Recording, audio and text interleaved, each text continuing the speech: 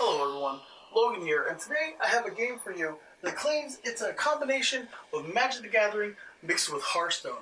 I started playing Magic the Gathering in the 90s with my sister, and later on played a lot of competitive Magic, deck building, all that kind of stuff, so I love Magic the Gathering. A couple years ago when Hearthstone came out, it was okay, but I didn't really like the feel. It didn't have that feeling that Magic gave me. So this game claims it's a combination between Magic and Hearthstone. It's coming to Kickstarter on February 20th. We're going to take a look at it. It's called War Supremacy. Here it is.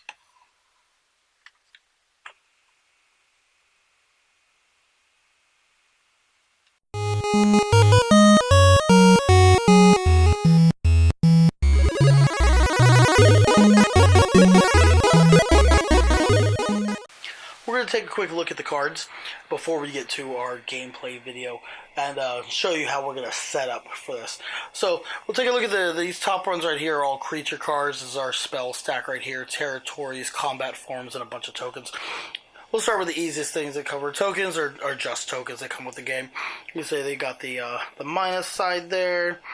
They got on the opposite sides plus side there. You've got ones, the gray ones denote for blades. Let's see, the red ones are for wild, for different pluses that your creatures are going to get during the game. The purple ones are for magic. And then where the green ones are for power ones, something that adds the plus to all three combat forms on your creature. So the game comes with a stack of these tokens and everything. We'll go ahead and move these to the side. They're not really that important until playing game. So combat forms, because each round when you're fighting on the territory, there's going to be a different combat form per territory. Every time you turn over a new territory, you turn over a new combat form. You've got magic, which is denoted by the little purple symbol there. You've got blade, which is the gray circle there with the sword in the middle of it. And you've got wild combat forms, little slashes from a monster there. So we're only going to be using these three basic ones for the game we're going to be playing setup. So I'll put those aside, but I'll show you the rest of them also. There's ones that, if you're playing a full game, there's ones that actually have two of them on there. There's blade and wild. You can start right there. Wild and magic and blade there. And then there's two cards or a couple cards that come with actually all of them. So any combat form would be active that you wanted to choose during combat. So we're actually going to set these aside because we're not going to use those for this game. We've got the ones we are going to use right here in a stack. We've got territories. Now the territories have a faction symbol in the top. We'll go over factions when we get to the creatures, but this one right here is Sylvan, and all they have the faction on there, and then they have a little ability during the basic first game, the one me and GothyLox are going to be playing. You don't use any of the territory abilities, but as you can see here. Yeah, let's the little ability. This says all creatures in combat on this territory have +1 wild attack. So the ability is active while it's in play. If somebody claims the territory and puts in their area there as a victory point, the ability is no longer active. Take a look at another one right here. This one's for Arcane faction. And you can see the ability, all creatures in combat on this territory have +1 magic attack. So they're basically like that. And you see they don't have all their artwork done. This is just a prototype that I have here. Sometimes they get a little bit more intricate. You see, like this is the guard faction right here. So defending players get to pick up a creature card from the deck and place it in their hand if they successfully defend against any attacking creatures. When they say pick up, they mean draw. The rulebook is a little iffy on terminology. It switches back and forth. I'll cover that in the good, bad, and ugly review. But you see the artwork's really nice on this card right here. So for this one, we're going to play with all the different faction territories, and we'll set those aside with the combat forms over there. Next up, we'll see the spells. So for the spells, you see, we'll just take one off the stack right here. You can see it has a faction up there. This is Ritual Time right here. This is the Ancient faction, and it has a little bit of an ability on here. The factions really don't matter for the spells, but except for saying there's a couple of this one, couple of that one. You see the ability right here. It says Pick up 2 cards from the deck and place in your hand. Discard 1 card from your hand. That's a spell. Spells are played at different times during the turn. He says when you can play it. All spells say when you can play. This says play in your turn. I mean play on your turn. So you can only play it on your turn. You can't play on another opponent's turn. See different ability like this one. Play on creature. So you can play it on a creature and play. Play on condition, which means, you can only play when certain conditions apply, like this one. If a player is about to win the conquest on their turn after defending against all other opponents, you skip their turn. So there's only certain conditions let you play that spell there.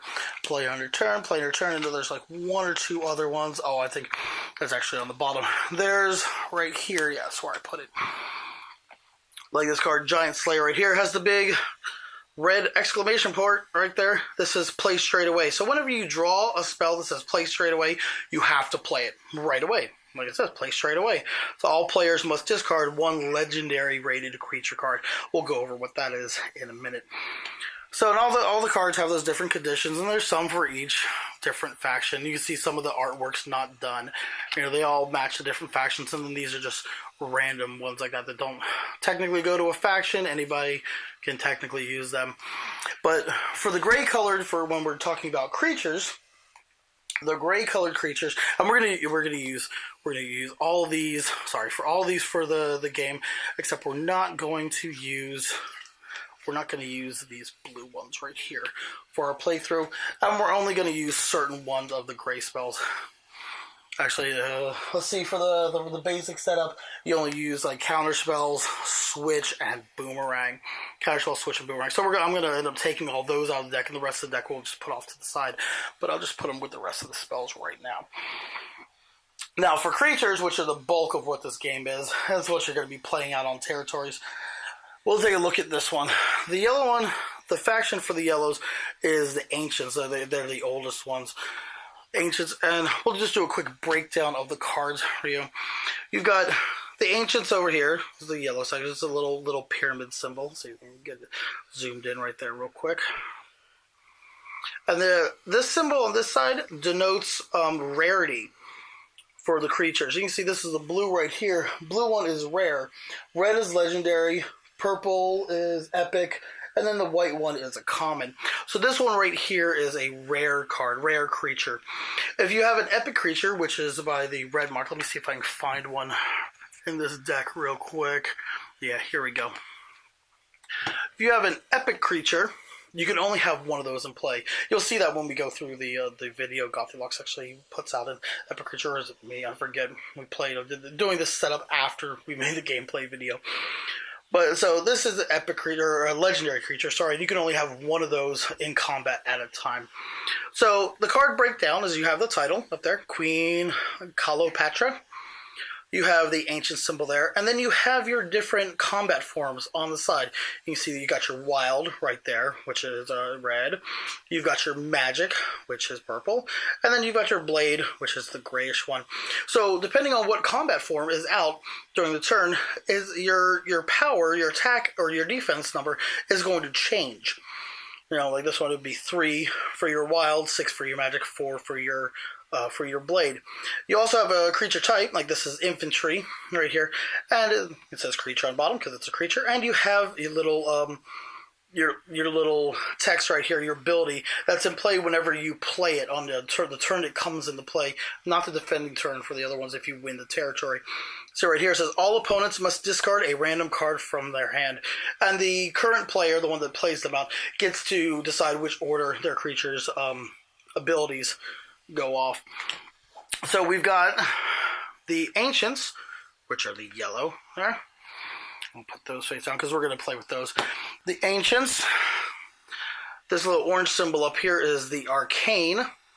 That's the Arcane faction. We're actually going to play with that because we're going to pick 4 factions to play in the basic game. The little shield right here is the Guards. So we're going to play with the Guard faction. And the green symbol right here is the Sylvans. So this is the Sylvan faction. So those are the 4 that we're going to play. We're going to shuffle those up, and you play with those in the game. Oh, I didn't notice this move to the side. Get the territories right here. Now, this blue one right here is the Atlan's. We're not going to play with these in the game. You only play with 4 factions during the game. So these are the Atlan's, and we're not going to worry too much about these. But the same breakdown is the same on the cards when you're going through. So there's the Atlan's. We'll put them over there. And these gray ones, you only add these every now and then. We're not going to add them to our base game. But you notice that they have no symbol over here because they are mercenaries. They don't conform to faction. They can be included if they're factionless. You can include them in the game if you want to, and then you don't because whenever you're playing creatures, and we go through this during the game, the creatures have to either that you play to attack or defend a place have to have either all matching faction symbols, or they all have to have creature types that are the same in their creature abilities and stuff. So some of these can actually be played with other factions, even though they're factionless. Let me see this. So we're not actually going to play with those in our playthrough. We don't play with any of those. And then I'll go through the other ones. So that's the basic card breakdowns for War Supremacy, and we'll get to the gameplay now.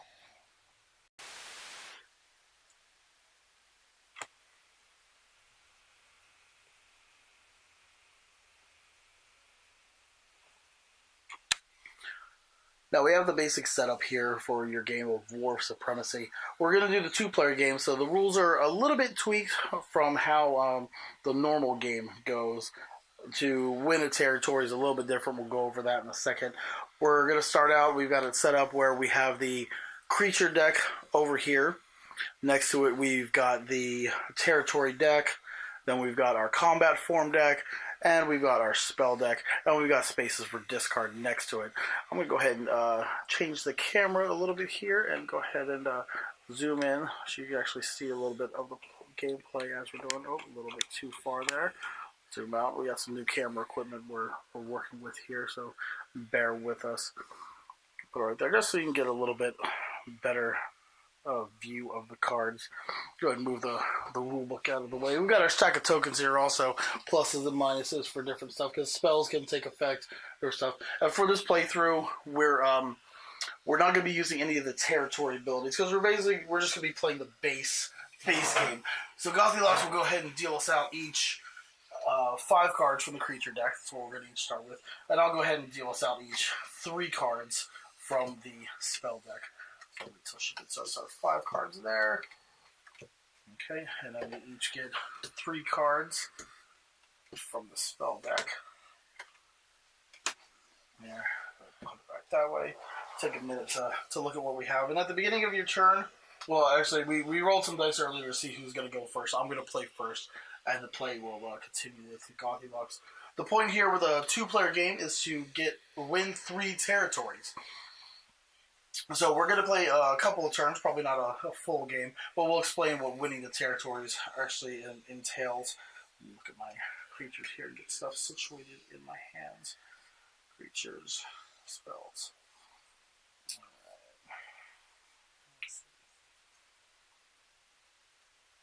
Spells, creatures.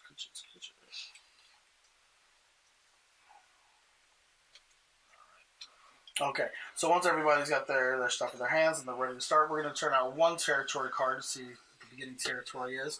See, it's a Kilmarrock Mage Tower right here. And we're going to go ahead and ignore the abilities on the territories for just our first game to learn. We can see what faction it is up there. Don't remember right offhand if that's arcane or not. It doesn't really matter for the territory. Some of the abilities might matter, but right now it doesn't. So we'll go ahead and turn over our combat form. We can see this one is the Blade combat form, which we will be using for the attacks and defense. So at the start of your turn, you see if there's any start abilities, which now there's none. Since we're first starting our first turn. So I'll go ahead and enter into combat. And usually whenever you do combat, you're going to go against whoever's got their defending creatures at the territory. Of course, at the start of the game, it's only the territory. So basically when you're starting out, you're just placing your creatures there for combat. And if you remember from the setup I did, your creatures have to share the same faction type, which is in the upper left-hand corner, or they have to all be the same creature type in the little bar below the picture in my case right here, my creatures are all the same faction type.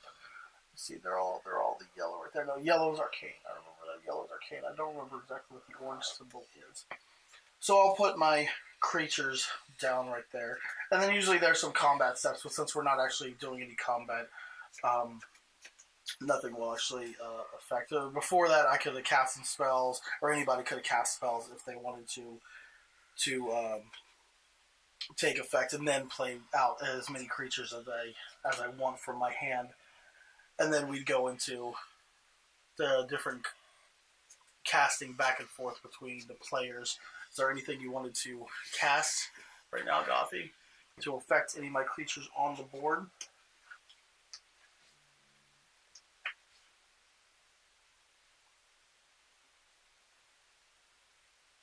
Because right now, after I play them, all players have a chance to play any kind of spells that say play on creature. Yeah, nothing to play on creature. I have nothing to play on creature that I want to play. So we'll go ahead and activate any abilities that are on the creatures. You see the Battle Sphinx right here and the Sweared Sandlord right here don't have any abilities. But our Time Bearer over here does have an ability that says gain 1 magic and 1 blade for every card that you pick up from the deck while in combat. So if I were to draw any cards while in combat, he would basically pump up a little bit. So if I had any spells that let me draw cards, or any territory abilities normally during a normal game, I could draw some cards, but I don't. So we go ahead, now the activated abilities, all opponents have a chance to play any other spells that might affect anything. I'm going to play Switch. Just change the combat form card to the next random one. Okay. So she's playing a Switch card, and then I have a response to play anything in response to that. I'm going to go ahead and play a counter spell. Give that a look. Fine. Counter spell. Okay. So her spell is basically counter spell because it prevents a spell card from being played, and it sends it to the graveyard. So we will not be switching that, and our spells go into the spell graveyard like so. Okay.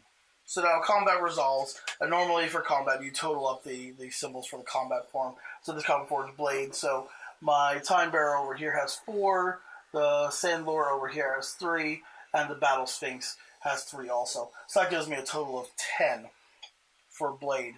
Now after combat you check victory conditions, and if you score 20 points in a 2-player game, if you score 20 points you would win the territory. This I've only got 10 points, so that's not going to happen.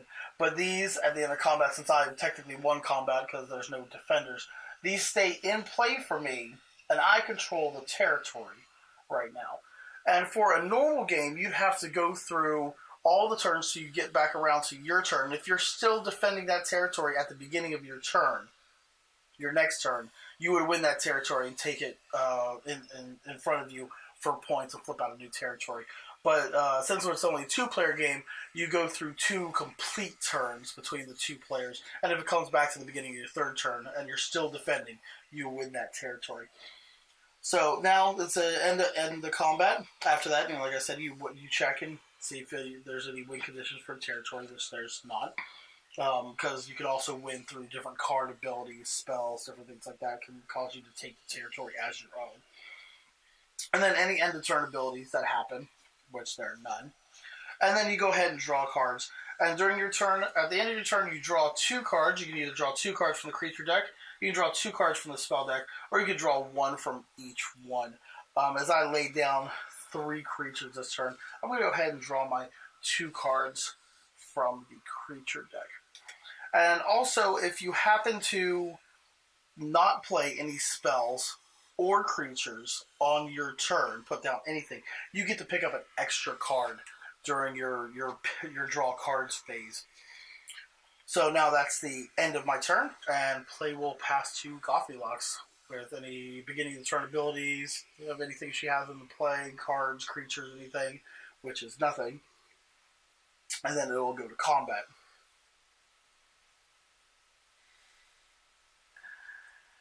So beginning combat, she has a chance to play any spells she would like to play if she has anything. Maybe this one, virtual time. Okay. So yeah, play on your turn. So you pick up 2 cards from the deck and place in your hand. Discard 1 card from your hand. So she's going to cast Virtual Time, picking up 2 cards from the creature deck, and then she has to discard 1 card from her hand. So go ahead and put that in the spell discards right there.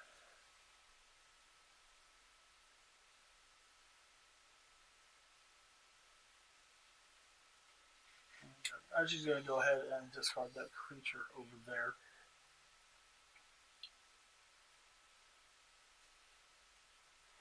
Okay. So now she would be able to place down as many creatures as she wants following the combat rules. Remember, the combat rules are the creatures either have to share a faction type, they have to share share a creature type, or you can lay down 1 legendary creature, which has the red symbol up here in the rarity spot. Red being legendary, and then it goes all the way down to normal, which is just the white symbol.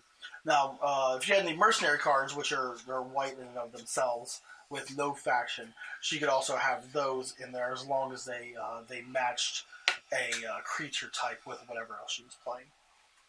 Okay.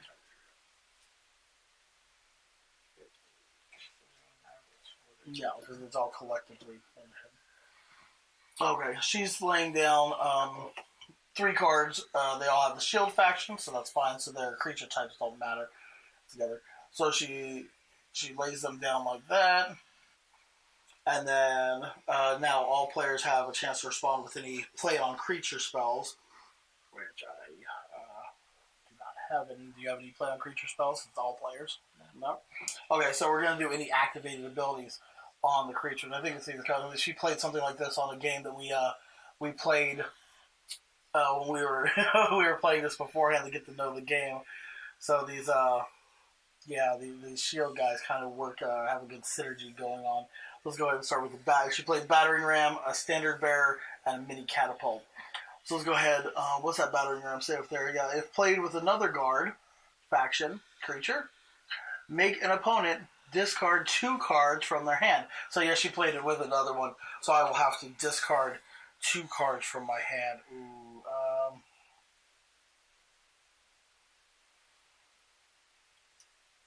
let's go ahead and discard a switch from there, and then Got any more counter spells? You can get rid of those. yeah, you're funny. And I'll discard this wood sprite right here. Okay, now the standard bearer says, while in combat, other friendly creatures gain +2 blade. Okay, so the other friendly creatures are gonna get +2 or +2 for their blade form. So this guy will get +2. So let's go ahead and give him 2 +1 counters there for that. And the other guy on the other side will get 2 +1 blade counters to pump up their numbers right there. And lastly, mini catapult says, if in combat with another 2 guard faction creatures, it gains +5 blade. Wonderful. So another +5 for the mini catapult. It's there with other guard guys, guard factions, not shield faction, guard faction. Okay. So now we've got the abilities. All opponents have a chance to play some spells. Let's see if I have any. Oh man, no, I don't have anything. So now we go to resolving the combat, and we check our scores, which are in the blade form right there. See, my creatures have a total of 10 still defending, and we total up all this from the guard faction she has here. So this is 7 alone from just the pluses, with the 3. So this is 10 on the mini catapult alone. 10, 11, 12, and then 2 plus the 2 it already has on its string. So 4 right there. So that's a total of 16 points in blade form, which will go ahead and wipe out my 10 points we have there. So my guys all go to the graveyard over here, discard pile. And GothyLox's creatures have taken over the territory for the time being. Alright. So now we check and see if there's any win conditions that have been met for winning the territory, which is not. No cards have been played to automatically win the territory. And so any end of turn abilities, which there are none right now, and then drawing cards. So GothyLox will be able to pick up 2 cards. She grabs 1 from the creature deck and 2 from the creature deck. Okay, and she doesn't get that third one because she played spells and creatures on her turn. I've only got a hand of 4 cards. All right, and play passes to me. Let's see.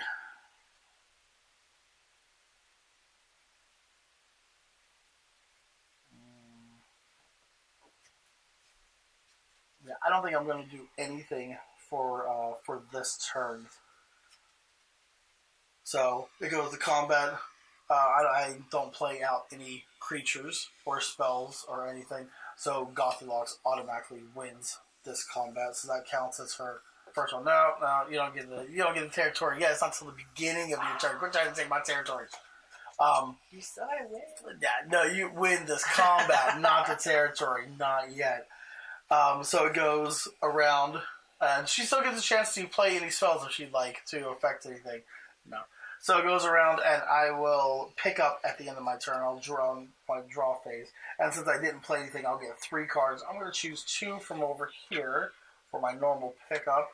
And then I will get 1 spell for not playing any creatures or spells this turn. Ooh.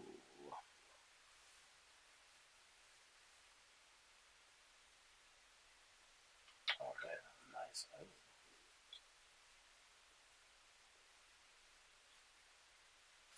A couple good looking cards here.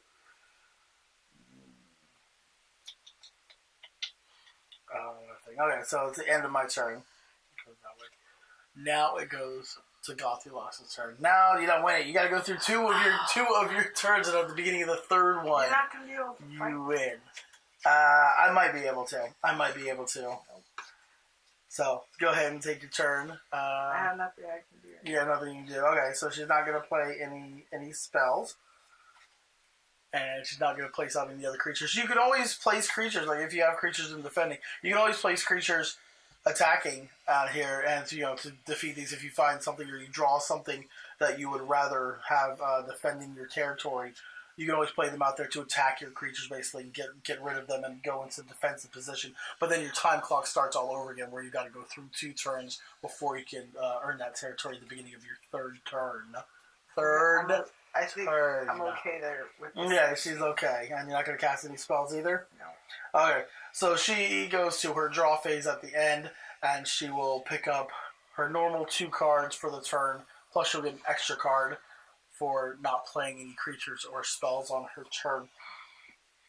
And another thing to note is that even though you're drawing all these cards and playing them down, you can only have a max of 10 cards in your hand. If you have more than 10 cards, and it's your time to pick up something, makes you pick up a card ability, or it's the end of the turn, you have to pick up or draw cards. You just skip it. You don't draw any cards.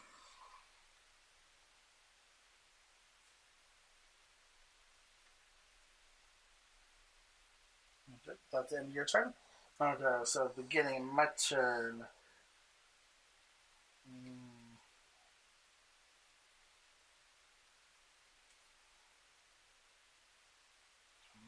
I got some stuff that could go out there, but it's like, ooh, nothing's gonna win.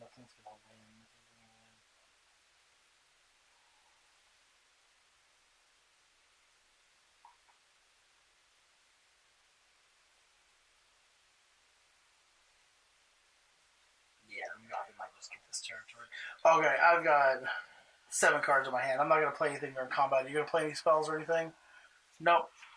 So I'll go ahead to my draw phase. I've got 7 cards in my hand. This time I'm going to pick up 1 from the creature deck, and I will grab 2 from the spell deck. There we go. That's some stuff. Don't look at me like that. So now goes to the beginning of GothyLox's turn. Now she gets the territory for her abilities. So, for her turn. So she takes that territory as one of her 3, because we're playing the 3 in the 2-player game, right? As far as I remember, let me check my chart. Yes, 3 territories to win. She's 1 up so far. These creatures that she had defending, all the tokens fall off, and they go to the graveyard. Basically, that's the only thing she gets to do for her turn when you're winning a territory. You put all the creatures with combat go to the graveyard. You take the territory as your victory point and place it in front of you. And then the current player gets to pick up for the end of their turn. So she'll get to draw her 2 cards. You don't get to draw the 3rd card because there isn't a chance on the victory turn to actually play anything. What if I have 9 cards? If you have 9 cards, you only get to pick up 1. So you got to pick either deck to pick up because you can't go over 10 cards. And then we go ahead and we draw a new combat form card. This time it will be Magic. And then a new territory card. This time it is Senar's Castle. And then play passes to the next player. Because that's basically her whole turn, is taking that territory, getting rid of the creatures. So it goes to my turn with any beginning of the turn abilities.